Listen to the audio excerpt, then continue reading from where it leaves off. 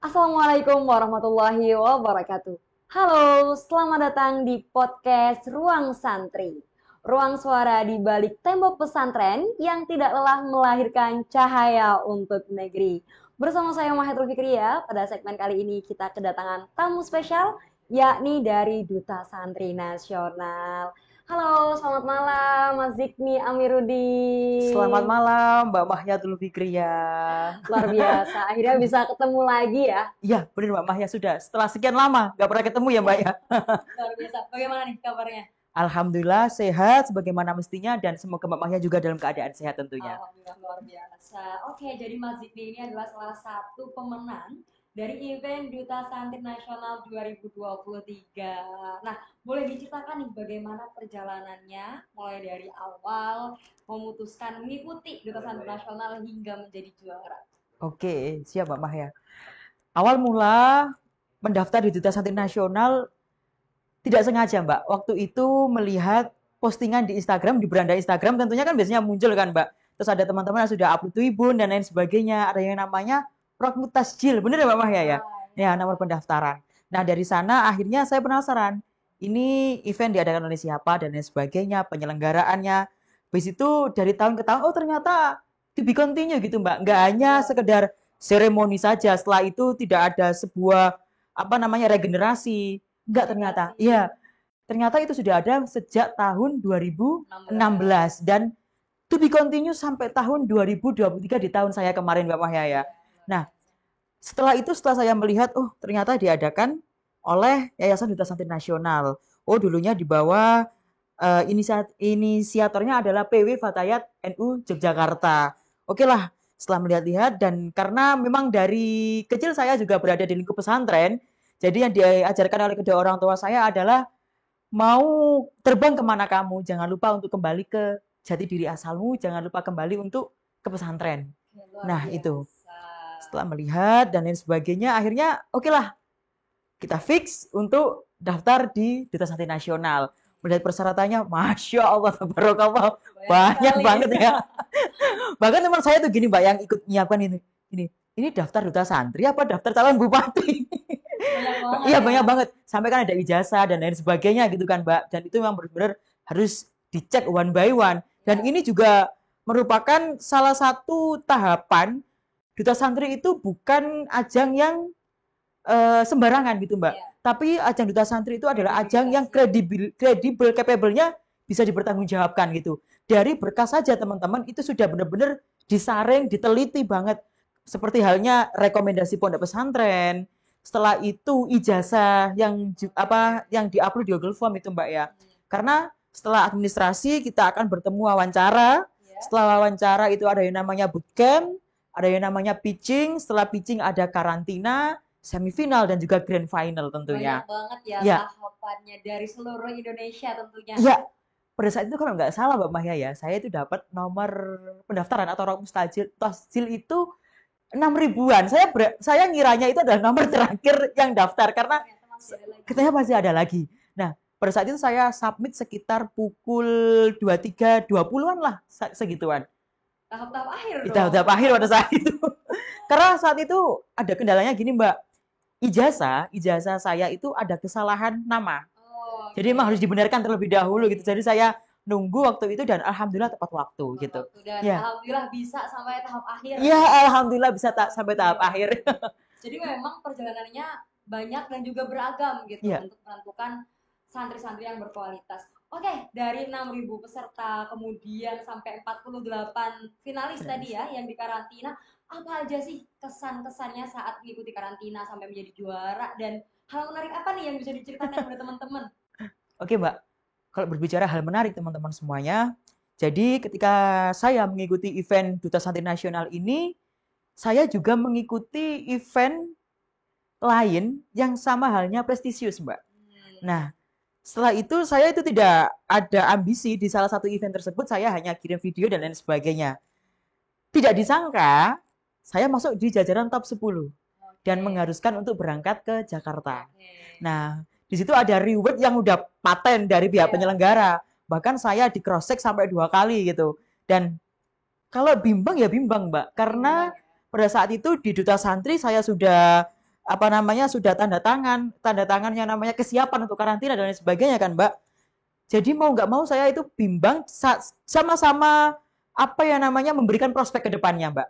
Jadi karena saya tidak mau condong kalau bahasanya orang pesantren, Mbak ya. Jadi saya sowan, sowan yang sangat mendadak pada saat itu. Saya sowan ke beberapa guru-guru saya, para kiai di Denanyar tentunya. Saya minta saran kepada beliau-beliau. Jawabannya beliau itu hanya gini, ambil mana yang terdekat, mana yang terdahulu, dan mana yang paling memberikan dampak ke depannya. Oh, luar biasa. Gitu. Karena kalau tagline di Duta Santri itu ada yang namanya khidmah gitu loh, Mbak. Karena selama ini kita di pesantren itu tidak asing dengan yang namanya khidmah. Samratul ilmi bil mudzakarah wa barakatuhu bil khidmah.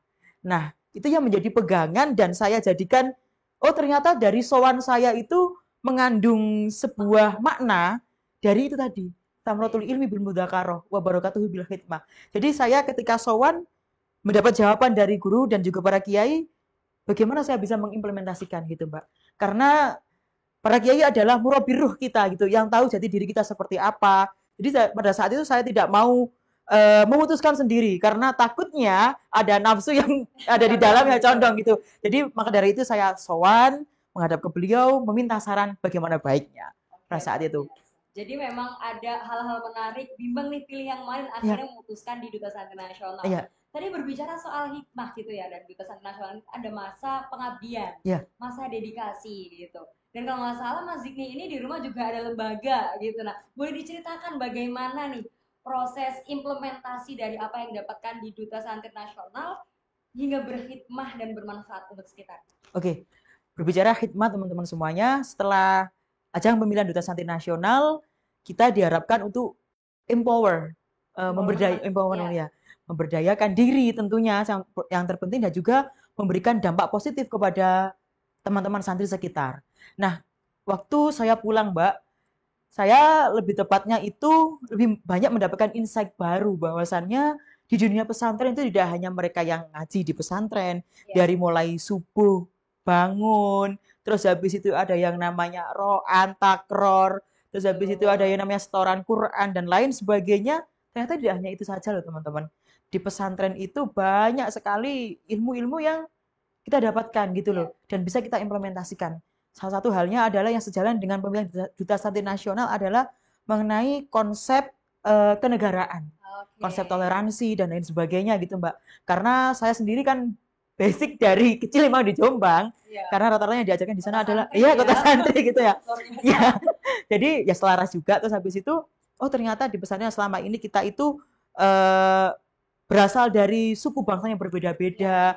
Ternyata di Duta Santri Nasional pun juga sama. Kita menemukan teman-teman dari Sabang sampai Merauke gitu loh Mbak. Dan pada saat sasing seremoni, itu memang perwakilan dari Aceh dan juga dari Papua waktu itu. Ini merupakan sebuah gambaran, sebuah cuplikan bahwasannya di Duta Santri Nasional itu bukan diisi oleh santri-santri di Jawa saja, Mbak. Tapi memang menyeluruh dari seluruh pesantren, seluruh santri yang ada di Indonesia tentunya. Setelah pulang, oh ternyata ini ya yang diajarkan di pesantren ngaruh di pemilihan Duta Santri Nasional. Terus di Duta Santri Nasional ada 10 bidang kan Mbak di situ. Ada yang multimedia, ada ekonomi kewirausahaan, ada budaya pariwisata, terus ada sains dan teknologi dan masih banyak lagi sebagainya ya. Saya akhirnya banyak kan biasanya Mbak yang kayak ke saya gitu bilang, "Mas, kalau aku jurusan IPA, ke depannya mau gimana gitu loh." Terus kalau aku kan di sana ada yang namanya lembaga pendidikan mu'alimin mu'alimat di mana konsennya di bidang agama, di ilmu keilmuan, kitab kuning dan lain sebagainya gitu kan, Mbak. Saya pengen jadi masuk kuliah misalnya, masuk kuliah di geografi bisa nggak, Mas? Saya jawab, semuanya itu bisa gitu loh. Semuanya bisa tergantung bagaimana cara kita bisa memulainya gitu, Mbak. Nah, setelah itu ketika di Duta Santri Nasional kita akan mengenal yang namanya santri digitalpreneur. Nah, ternyata di Denanyar pada saat itu sudah dijadikan pilot project dari santri digitalpreneur. Nah, akhirnya di sana dibentuklah BLK, Mbak ya namanya BLK. bekerja sama dengan santri-santri yang mereka mereka sekolah di SMK Bisri Sansuri.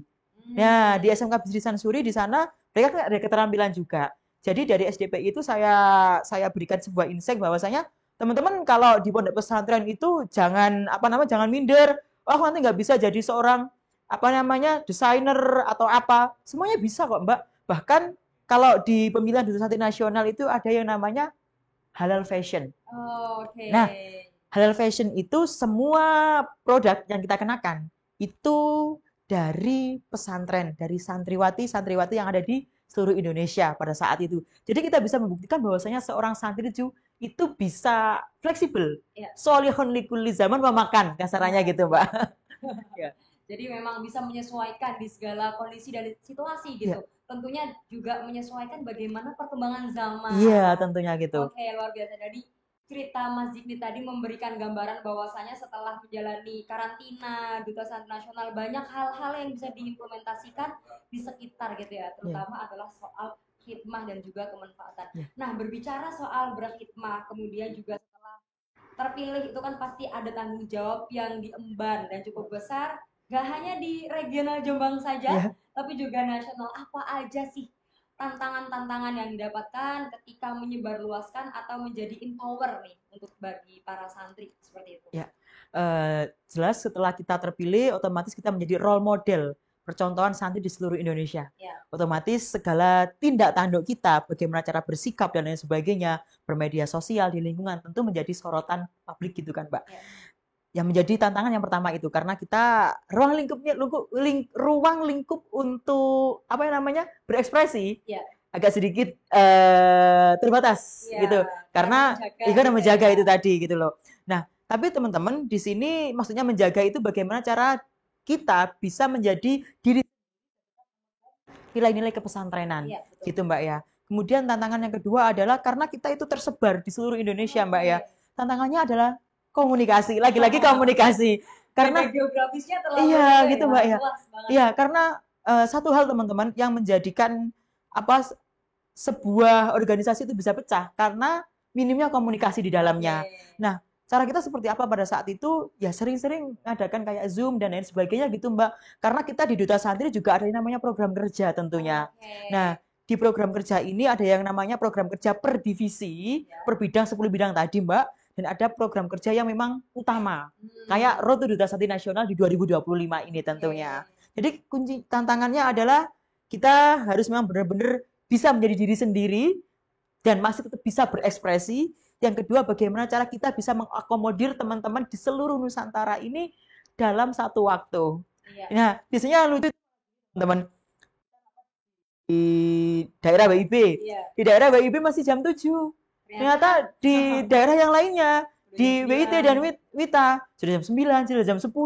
Tapi semangat dan juga antusiasme dari teman-teman sangat-sangat besar. Apalagi pada saat waktu proses tadi jamnya kan beda. Jadi ada teman-teman yang izin, saya sudah sholat isya, saya sudah sholat maghrib. Ternyata di bagian masih belum gitu. Oh ternyata benar-benar kayak ini loh, Duta Santri Nasional, rasa nasional. Iya. Bukan rasa regional. Nah, itu jadi memang benar-benar tersebar di seluruh pelosok Indonesia ini. Berarti benar-benar keberagaman itu justru menyatukan gitu ya, menyelaraskan dengan berbagai perbedaan yang ada. Kita bisa saling menghargai, bisa saling mengenal dan juga seperti itu luar biasa. Tapi Mbak Mah ya, saya itu ada cerita yang unik lagi. Gimana tuh? Jadi ketika saya pemilihan, saya itu tumbuh gigi bungsu. Oh. Dan gigi bungsu itu sakitnya seperti apa kan? Pasti tahu kan Mbak posisinya ya. Saat kriminal pun juga sama, posisinya sakit banget gitu ya. Dan itu memang benar-benar harus ditahan karena kita berada di depan kamera itu benar-benar harus stay on. Mau nggak mau kamu profesional dan lain sebagainya. Kamu jawab pertanyaan dan lain sebagainya itu memang benar-benar harus ready gitu loh. Itu yang menjadikan memang benar-benar salah satu cerita yang unik dalam proses pemilihan. Terus dalam syuting video profil saya sampai belang sini Mbak. Penasaran karena harus pindah 3 venue dari makamnya, dari kompleks makam Gus Dur atau makam Kiai Haji Hashim Asy'ari di Tebuireng kemudian kita switch ke kompleks makam Kiai Haji Abdul Wahab Hasbullah di Tambah Beras, kemudian yang terakhir di makam Kiai Haji Sri Sansuri, karena saya mewakili di Nanyar pada saat itu. Tokoh-tokoh nasional semua itu ya. Iya, jadi saya benar-benar sama videografernya Mas dari Tebing kita switch ke Tambah Beras. Setelah switch ke Tambah Beras, kita kembali ke Denayar, ke rumahnya gitu, ke rumahnya. Oke, dan sebagainya. Setelah syuting pas selesai, sini tuh benar-benar belang.